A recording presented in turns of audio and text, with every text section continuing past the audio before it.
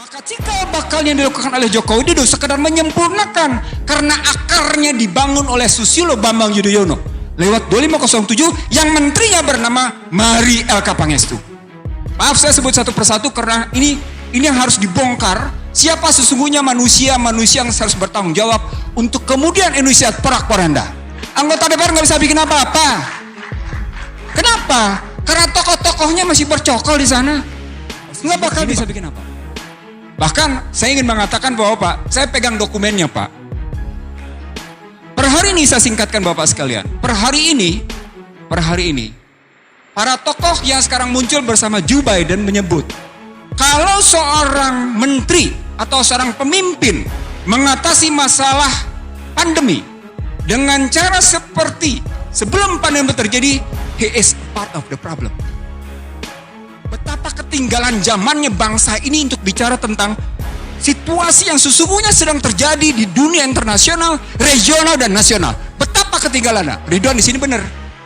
Bahwa yang namanya pemerintah sekarang ketinggalan zaman. Kerjaan mereka adalah kerjaan lama. Ngapain? Ngadu domba.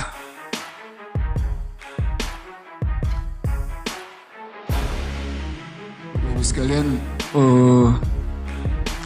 yang pertama saya ingin menyampaikan kalau kita ngelihat kita terpecah cuma pada era Joko Widodo, rasanya kurang pas. Rasanya kurang pas karena dia dimulai dari tahun 56. Tepatnya sejak konferensi meja bundar berlanjut, kita diintervensi melalui dunia pendidikan. Bahkan sesungguhnya tentara diintervensi pada tahun 56. Dengan didirikannya Seskogab dan Seskoat. Jadi kalau kita cuma melihat perspektifnya di era Joko Widodo, kurang pas. Tapi akar masalahnya sudah bermula dari KMB, diperkokoh pada tahun 56, diperkokoh lagi oleh mafia Berkeley, lewat Undang-Undang nomor 1 tahun 67 tentang penanaman modal, yang kemudian saya menyebutnya sejak saat itu sesungguhnya Indonesia mengidap 5I. 5I. Pertama, Indonesia bersedia diintervensi, dicampur tangani oleh kekuatan modal. Yang kedua, Indonesia bersedia diinvasi oleh kekuatan modal. Yang ketiga, Indonesia bersedia di posisinya diinfiltrasi, disusupi. Dan itu nampak. Yang berikutnya, Indonesia bersedia diintimidasi, kalau nggak ada modal asing lo nggak bisa ngebangun. Yang terakhir, Indonesia bersedia dimainkan nilai tukarnya lewat inflasi. Saya menyebutnya 5I. Dan itu tidak pernah bisa kita atasi hingga hari ini. Salah satu wujudnya adalah sejak kita membebaskan nilai tukar, walaupun asal muasalnya adalah managed floating, ngambang terbatas, dan kemudian free floating, hingga hari ini kita tidak pernah bisa berdaulat tentang nilai tukar. Kita tidak pernah bisa berdaulat. Baik, saya mulai dari kacamata saya yang 5I. Bapak Ibu sekalian, salah satu hal penting yang hendak saya sampaikan, mimpi dari Rekat, saya katakan mimpi dari Rekat, adalah butir kedua. Rekat menyatakan menciptakan Indonesia yang damai, sejuk, tentram, dan damai. Aman ceritanya. Tadi sudah dibahas oleh Mardhani Alisera tentang sejuk. Saya ingin mengatakan, secara legal struktural, legal prosedural, tidak mungkin Indonesia akan mencapai damai, sejuk, tentram, dan aman. Nggak mungkin. Mustahil. Seluruh peraturan perundang-undangan berbasis pada yang namanya kegaduhan. Seluruh perundang-undangan, sejaknya namanya reformasi. Saya bersedia membuka satu persatu, bahkan dalam sebuah kajian disertasi di Universitas Indonesia di Fakultas Hukum, ada sebutan sekitar kurang lebih 115 undang-undang dalam basis ekonomi yang sesungguhnya hanya mengandalkan pada persaingan bebas. Saya cuma 2 undang-undang yang saya sebut sebagai berbasis untuk kemudian Indonesia tidak pernah bisa berdaulat. Undang-Undang 2499 tentang lalu lintas nilai tukar dan sistem devisa, lalu lintas devisa dan sistem nilai tukar. Yang kedua adalah Undang-Undang 2507 yang hendak saya singkatkan saja. Bapak Ibu sekalian, pada Maret 2015, ini basis kenapa kemudian kita pecah. Pada Maret 2015, saya bersama Din Samsudin, Sri Edi Suasono, dan beberapa teman mengajukan gugatan ke Mahkamah Konstitusi untuk merontokkan dua undang-undang ini. Undang-Undang 2499 dan 2507. 2499 adalah lintas devisa dan sisi nilai tukar. 2507 adalah penanaman modal yang membongkar Undang-Undang 167. Sebelum saya lanjutkan ke peristiwa Maret 2015, menurut Bank Dunia, dengan basis Undang-Undang 2507 tentang penanaman modal, maka situasi perekonomian Indonesia di kebebasan investasi dan utang luar negeri mencapai sangat memuaskan. Itu penilaian Bank Dunia. Jadi Bank Dunia demikian puas dengan prestasi Indonesia yang membebaskan modal luar biasa. Kalau orang membahas Omnibus Law, terlepas dari 2507 adalah salah. Saya ulang Bapak sekalian, kalau orang membahas undang-undang Omnibus Law terlepas dari 2507 adalah salah. Karena basisnya adalah Undang-Undang 2507 yang memang di era SBY sudah membebaskan segala sesuatunya.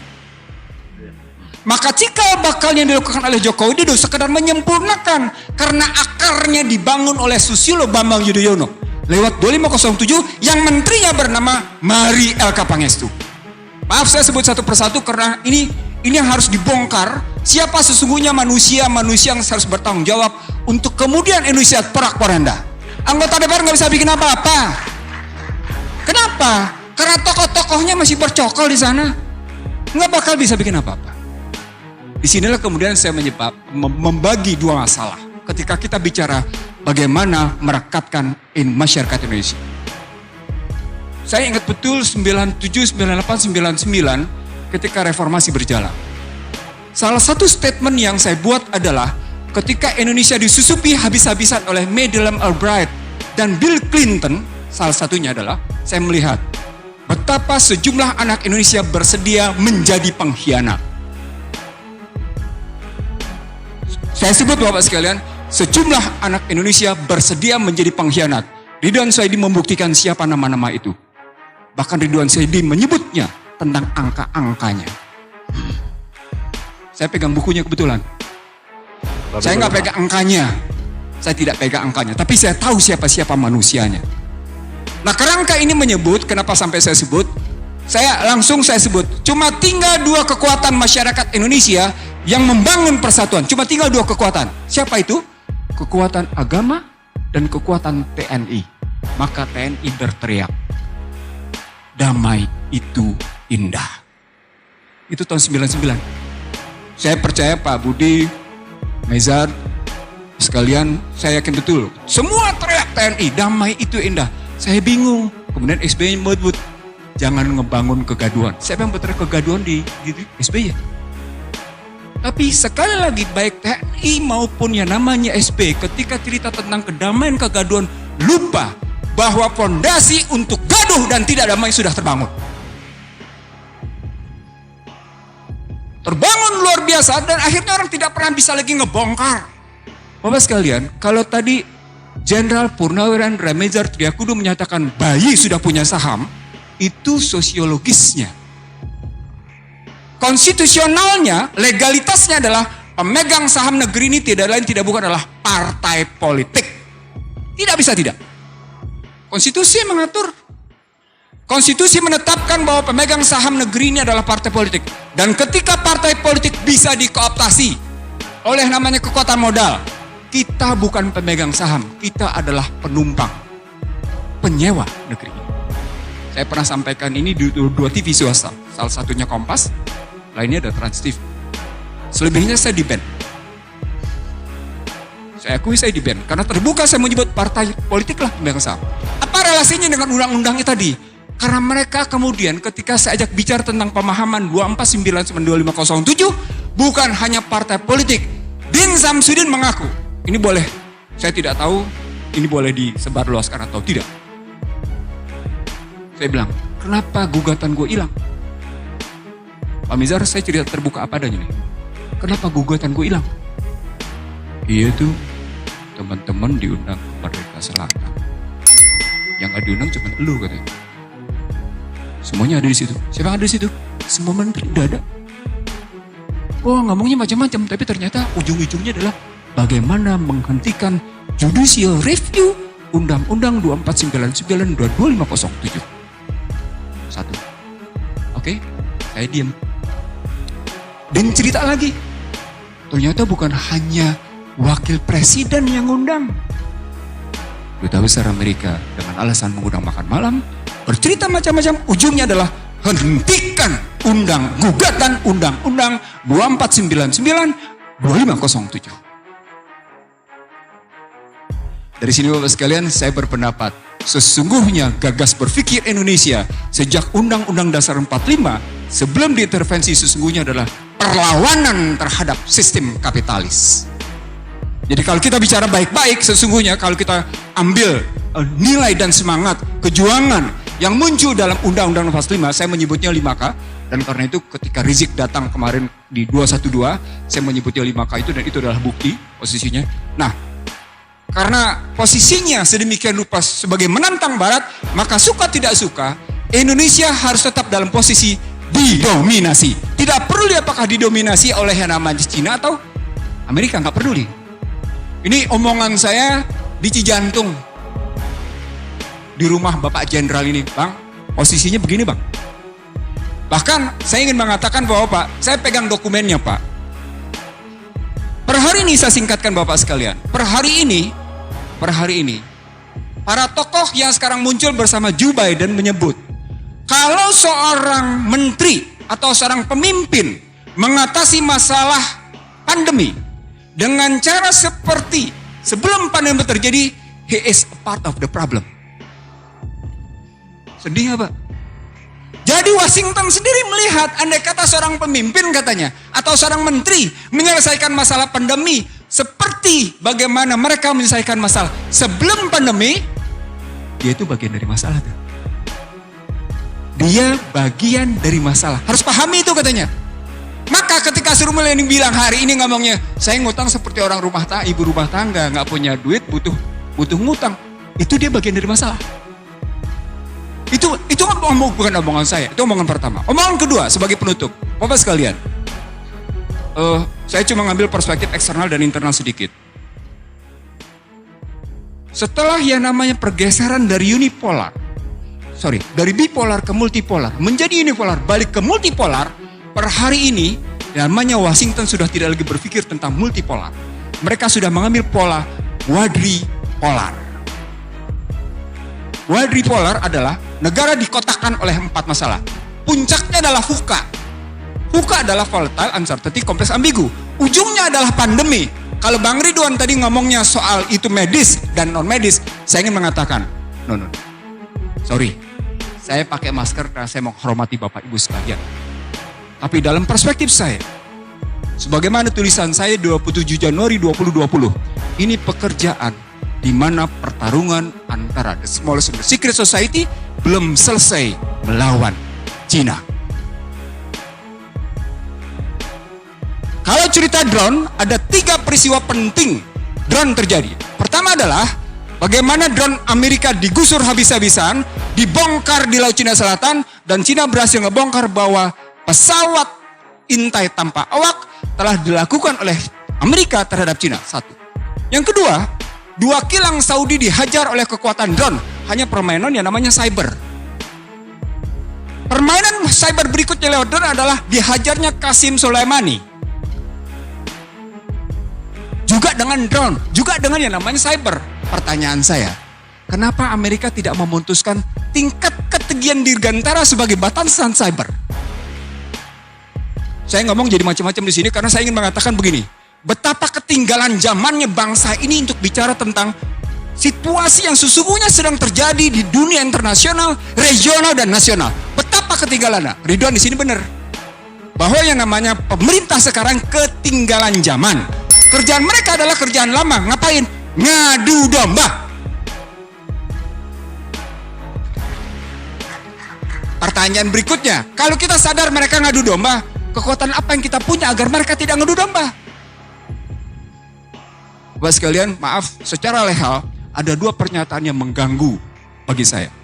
Pertama, dituangkan dalam RPJMN 2014-2019 bahwa ada kelompok yang melakukan sikap intoleran. Pertanyaan, siapa yang intoleran? Kenapa dituang dalam RPJMN? Kenapa dituang dalam RPJMN bahwa ada kelompok intoleran? Yang kedua, yang ketiga.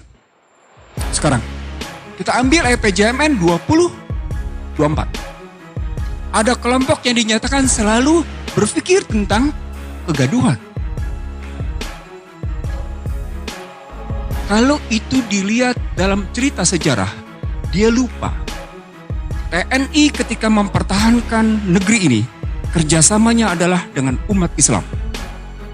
Sama seperti ketika tahun 99, Baratlah yang menyatakan cuma tinggal 2 kekuatan yang masih bisa mempertahankan Indonesia.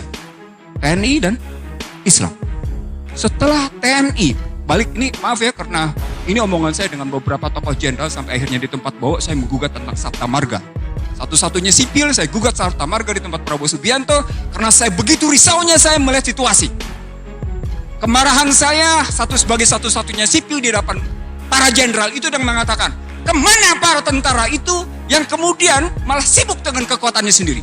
Ini beberapa jenderal bukan satu, 13 jenderal saya ingat betul. Saya bilang, Bapak sekalian,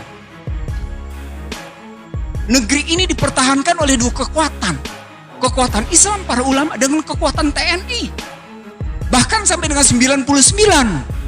Lalu ketika masuk ke dalam situasi sekarang, di mana Islam diobok-obok, TNI dikacaukan dengan cerita menurunkan baliho. Kok mau TNI nurunin jabatannya?